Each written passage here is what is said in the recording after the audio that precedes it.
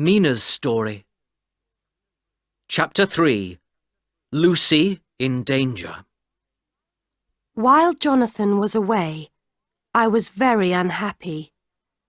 He did not write to me often, and when he did, his letters were strange and very short. I knew that something was wrong. But what? Was Jonathan in danger? I thought about him all the time. Why didn't he come back to England and to me?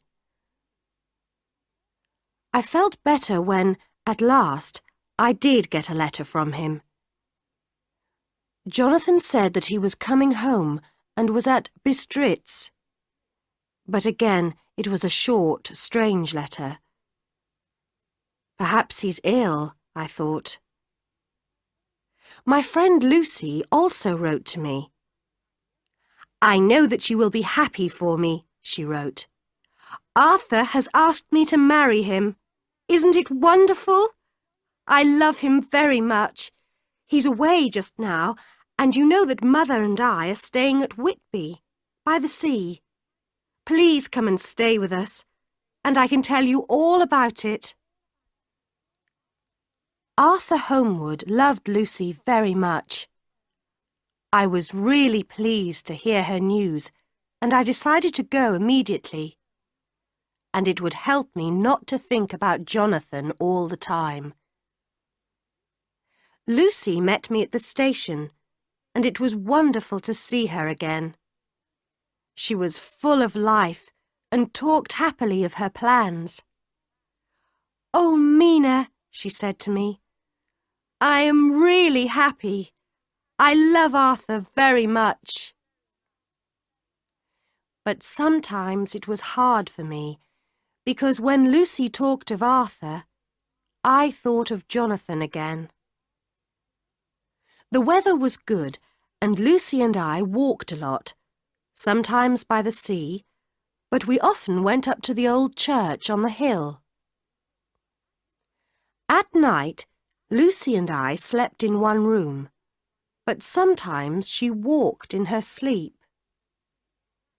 She began to sleep badly, and her mother and I decided to lock the bedroom door at night.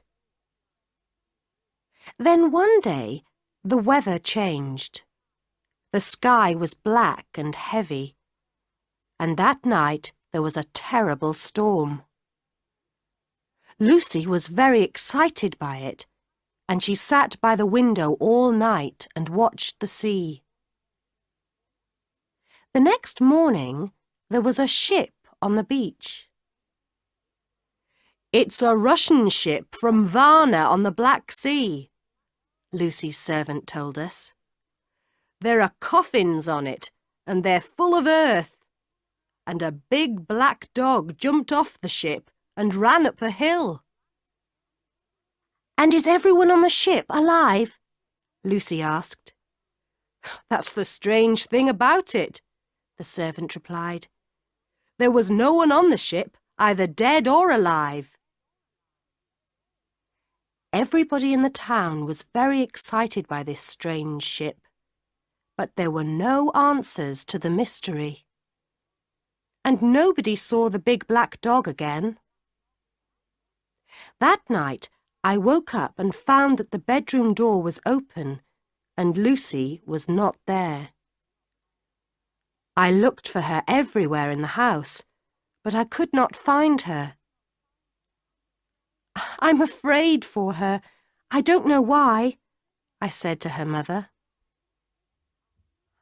I knew that Lucy sometimes liked to go and sit quietly in the churchyard, so I hurried out into the night to look for her.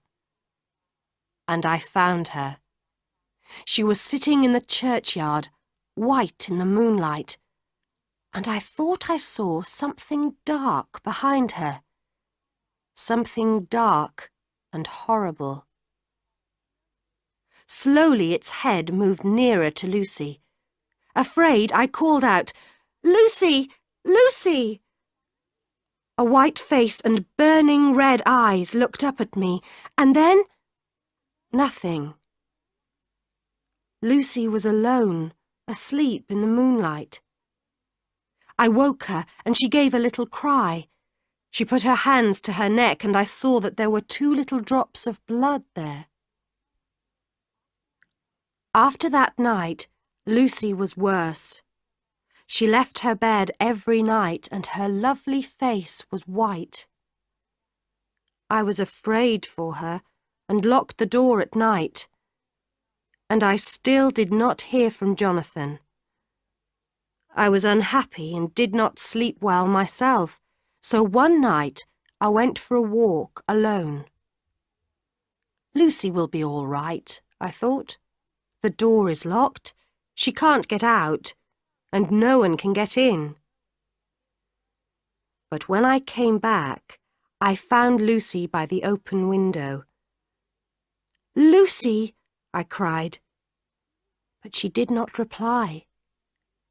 She was asleep, and near her, just outside the open window, there was something black, like a big bird.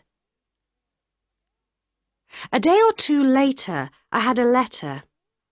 Jonathan was ill and in hospital in Budapest.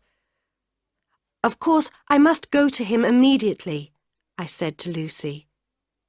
I did not want to leave her, but Jonathan was everything to me. "He needs me," I said.